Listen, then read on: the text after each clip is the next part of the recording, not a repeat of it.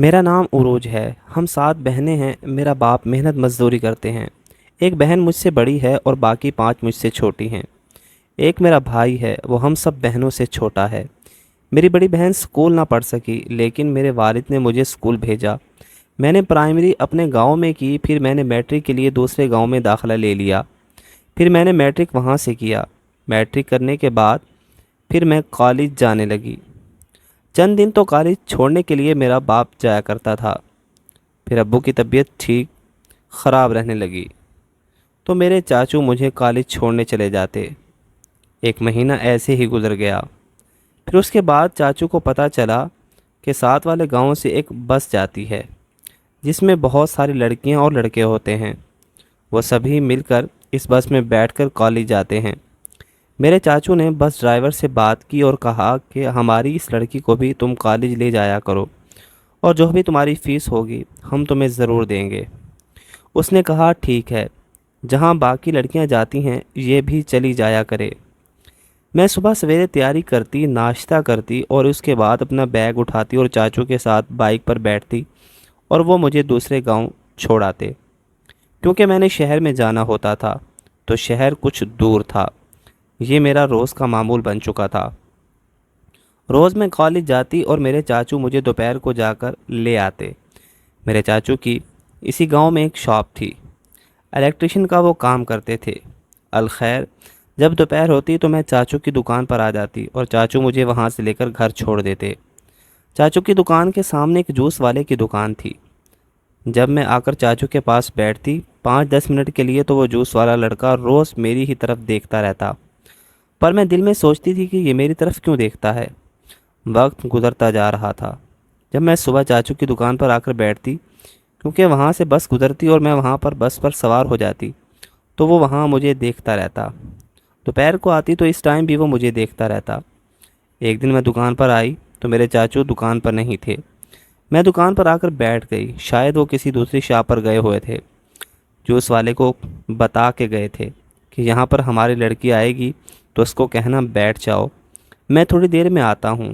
میں آ کر دکان پر کھڑی ہو گئی۔ وہ جوس والا چلتا ہوا میرے پاس آیا اور آ کر مجھے کہنے لگا محترمہ یہاں بیٹھ جائیں، آپ کے چاچو آ جاتے ہیں۔ وہ مجھ سے بات بھی کر رہا تھا، میری آنکھوں میں بھی دیکھ رہا تھا اور میری طرف دیکھ کر مسکرا بھی رہا تھا۔ میں نے بھی آہستہ سے سر ہلایا، جی ٹھیک ہے، میں بیٹھ جاتی ہوں۔ میں وہاں پر بیٹھ گئی، لیکن وہ سامنے بیٹھا رہا اور میری ہی طرف دیکھتا رہا۔ پھر چاچو آ گئے۔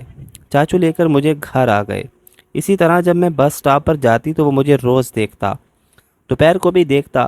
ایک دن میں کالج چلی گئی۔ جب کالج کے دروازے پر پہنچی تو میں دیکھ کر حیران رہ گئی، وہی جوس والا کالج کے دروازے پر بھی کھڑا ہے اور میری ہی طرف دیکھ رہا ہے۔ وہ میری طرف کیوں دیکھتا تھا؟ پھر جب چھٹی ہوئی میں باہر نکلی تو میں نے دیکھا وہ پھر کھڑا تھا۔ سارا دن وہ میرے ہی چکروں میں پڑا رہتا تھا۔ ایک دن ایسا ہوا کہ میرے چاچو دکان پر بیٹھے تھے، ان کے پاس ذرا زیادہ کسٹمر کا رش لگا ہوا تھا، تو میرے چاچو نے اس کو اشارہ کیا اور شاید دل میں یہ سوچا ہوگا کہ یہ میرا ہمسایہ ہے، تو اس کو چاچو نے کہا تم اس کو گھر جا کر چھوڑ آؤ۔ میرا دل تو نہیں مان رہا تھا، لیکن چاچو کے کہنے پر میں اس کے ساتھ بیٹھ گئی۔ پھر اس نے باتیں کرنا شروع کر دیں اور باتوں ہی باتوں میں مجھے کہنے لگا تم جانتی ہو میں تیری طرف روز گھور گھور کر کیوں دیکھتا ہوں؟ میں تجھے پسند کرتا ہوں اور میں تمہیں چاہتا ہوں، اور آج میں تمہیں نہیں چھوڑوں گا۔ میں کہنے لگی تو یہ کیا کر رہا ہے؟ وہ کہنے لگے میں بالکل ٹھیک کہتا ہوں، میں تمہیں نہیں چھوڑوں گا۔ پھر وہ مجھے ایک مکان میں لے گیا۔ میں رو رہی تھی، میں نے تو گھر جانا تھا۔ وہ کہہ رہا تھا میں آپ کو گھر بھی چھوڑ آتا ہوں، پر پہلے میری یہاں پر بات سنیں۔ میں جا کر کمرے میں بیٹھ گئی تو پھر کیا ہوا، اس کے 4 دوست بھی اس کے ساتھ آ گئے۔ ان چاروں نے میرے ساتھ پھر ایسا کیا، میرے ہاتھ باندھ دیے، میرے پاؤں باندھ دیے، میری آنکھوں پر پٹی باندھ دی۔ انہوں نے مجھے برہنہ کر دیا۔ ان چاروں نے مل کر میرے ساتھ ایسا کیا جو میں کبھی زندگی میں سوچ بھی نہیں سکتی تھی۔ میری حالت خراب ہو چکی تھی۔ برکیف اس نے مجھے بائک پر بٹھایا اور مجھے گھر چھوڑنے آ گیا۔ راستے میں مجھے اس نے کہا کہ اگر تو نے کسی کو جا کر بتایا تو پھر شام کو تیرا چاچو بھی گھر نہیں آئے گا، ہم اس کو بھی ختم کر دیں گے سب مل کر۔ میں ڈر گئی، میں نے کسی کو نہیں بتایا۔ پھر کیا ہوتا، میں روز دکان پر جا کر بیٹھ جاتی وہ میری طرف دیکھتا رہتا اور کبھی کبھار میرے چاچو اس کو کہہ دیتے کہ اس کو لے کر گھر چھوڑاؤ، تو میری طرف دیکھتا اور وہ مجھے اس مکان پر لے جاتا اور جا کر میرے ساتھ وہی حالات کرتے۔ اس کے دوست بھی آ جاتے اور اگر مجھے برہنہ کرتے میرے جسم کے مختلف اعضاؤں کے ساتھ کھیلتے۔ لیکن ایک دن مجھ سے رہا نہ گیا، میں نے چاچو کو بتا دیا۔ جب چاچو شام کو گھر آئے، چاچو نے اس کو کال کی تو چاچو نے کہا تو نے ایسا کیا ہے اور میں تجھے اب بتاتا ہوں۔ چاچو اور ابو لوگ سب مل کر اس کی شاپ پر گئے تو اس کی شاپ بند تھی۔ اس کے گھر جا کر پتہ کیا، انہوں نے کہا آج تو گھر بھی نہیں آیا۔ پھر اس کے بعد اس کو کالیں کی تو اس کا نمبر بھی بند ہو گیا۔